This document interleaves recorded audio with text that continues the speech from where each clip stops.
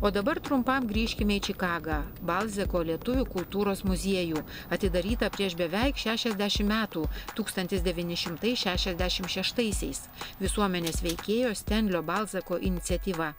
Viename interviu jis kalbėjo: Lietuviai Lietuvoje dažniausiai nesuvokia, kiek pastangų jų tautiečiai Amerikoje ir kitur įdėjo siekdami pasauliui priminti sovietinius nusikaltimus, siekdami atitinkamos valstybės reakcijos į juos, siekdami Lietuvos nepriklausomybės atkūrimo ir jos pripažinimo. Jo marti Sigita Balzekas dalyvavo Lietuvos, Latvijos ir Estijos 3 Baltijos šalių taikos ir laisvės žygyje 1985-aisiais. Jo organizatorius, dabartinis Vilniaus arkivyskupas Gintaras Grušas, tuo metu buvo Pasaulio lietuvių jaunimo sąjungos pirmininku. Tai buvo tarsi Baltijos kelio repeticija. Mano senelis buvo atvykęs į Ameriką ir grįžo į Lietuvą ir įspėjo tėvui, kad jeigu reikės Lietuvą palikti, nevažiuok į Ameriką, nes atsirasi skerdyklose arba anglikasių gyvenimą patirsi. Tai kažkaip tėvas truputį bijojo Amerikos. Atsirado Kanadoje. Sigitos tėvas Juozas Barsėnas, vienas iš Kanados lietuvių fondo steigėjų ir rėmėjų. Šiandien Barsėno šeimos tabako ir obuolių ūkį prie Londono, Ontarijo, Kanadoje kerta greitkelis. Tame ūkyje vasaromis dirbdavo ir Sigita, padėdavo tėvams, todėl stovyklaudavo retai, bet studijų metais visa galva nėrė į visuomeninę veiklą. Įstojo į Kanados lietuvių jaunimo sąjungą, jai vadovavo. Mes, ko gero, čia labai idealizuojame Lietuvą ir ją atrenkam, kas mums geriausia patinka iš praeities, iš tėvų prisiminimų, iš virtuvės, iš įvairių pusių. Bet vis viena jaučiame kažkokį ryšį. Kažkaip susitinki su žmogum, nors jis visai reprezentuoja skirtingą imigracijos bangą, gal jo seneliai ir proseneliai prieš pirmąjį karą emigravo į Ameriką, bet jauti kažkokį ryšį, kartais žiūri į akis ir galvoja, ar iš akių kažką matai, giliai iš senaus, aš nežinau, bet mes vis viena kažkaip čia, kur visos kultūros kažkaip įsireiškia ir tarptų įvairių etninių grupių vienas kitą atrandame. Ir kas yra įdomu, kartais, kai tik atvyksta žmonės, truputį, nenoriu sakyti, kad nutolsta nuo savo kultūros, bet vėliau jų ainiai ieško tų šaknų ir ryšių. Tai mes, pavyzdžiui, genealogijos skyrius čia yra labai veiklus. Žmonės labai nori susirasti savo tą šaknis, praeitį, iš kur kilę, kur tėvai gyveno, gimė, ar seneliai, ar proseneliai. Ir čia tas yra labai įdomu.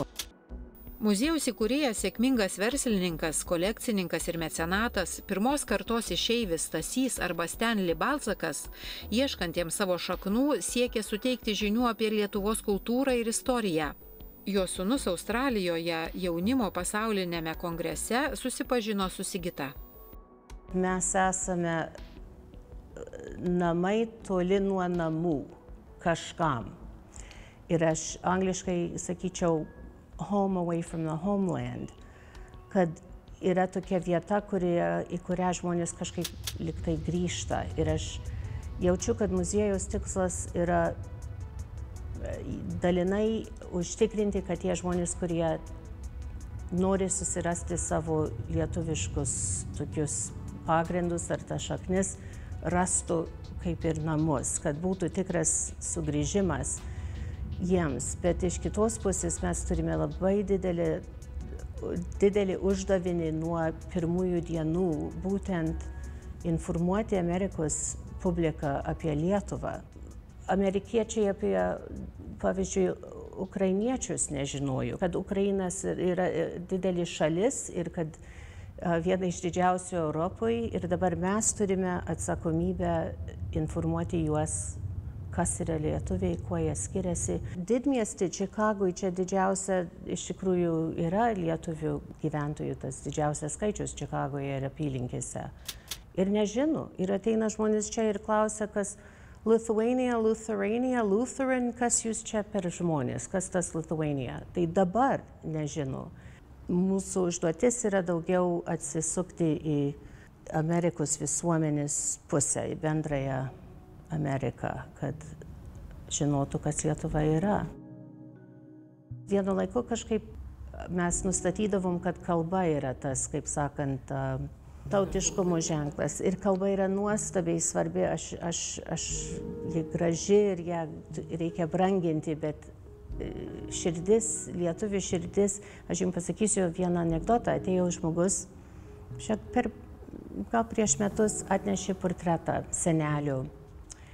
Ir jis išgirdo, aš bariau iš tikrųjų vieną moterį, kuri perėjo per eksponato salę be kaukės. Ir tuo metu dar buvo COVID ir prieš tai laikėmės tos taisyklės, nes miestas buvo įsakyta, kad jeigu nesilaikysime, uždarys muziejus. Tai tas žmogus išgirdo mane lietuviškai kalbančią ir susijaudino. Ir tiesiog mane sujaudino, sako, kai senelė mirė prieš jau gal 40 metų negirdėjęs gyvai kažką kalbantį lietuviškai. Tai aš irgi sakau, wow, kažkoks yra gilus, kažką mes visi jaučiame ir aš manau, kad yra tikrai reikalinga branginti tą savo lietuviškumą. Grįžus į tėvo gimtinę Blandžiuose prie Pernaravos, Sigita pirmą kartą ragavo lietuviško skilandžio ir juodos duonos, bei išgirdo giedančią lakštingalą. Aš dabar nebežinau, kas aš esu. Aš labai turiu prisipažinti, identifikuoju su Kanada. Vis tiek Kanadoje gimus, kai grįžtu, pervažiuoju per Rubežių, kažkoks yra malonus jausmas, kad grįžtu į namus. Ir dar įdomiau, kad pervažiuoja mano tėvų ūkį. 402 kelias buvo pravestas per mano tėvų žemes. Tai tas irgi savotišką jausmą suteikia. Bet aš turiu prisipažinti, aš tą jausmą pajutau, kai į Lietuvą pirmas iki važiavau, 21 metų amžiaus būdama, jautėsi tikrai kaip sugrįžimas ir negaliu pasakyti, į ką sugrįžau, ta prasme, ar į tėvų pasakojimus, bet buvo viskas labai žinoma, artima ir labai gal ta meilė ir giminių, ir šiluma žmonių, aš nežinau, bet negaliu pasakyti, kad jaučiuosi ar kanadietė, ar amerikietė, ar lietuvė.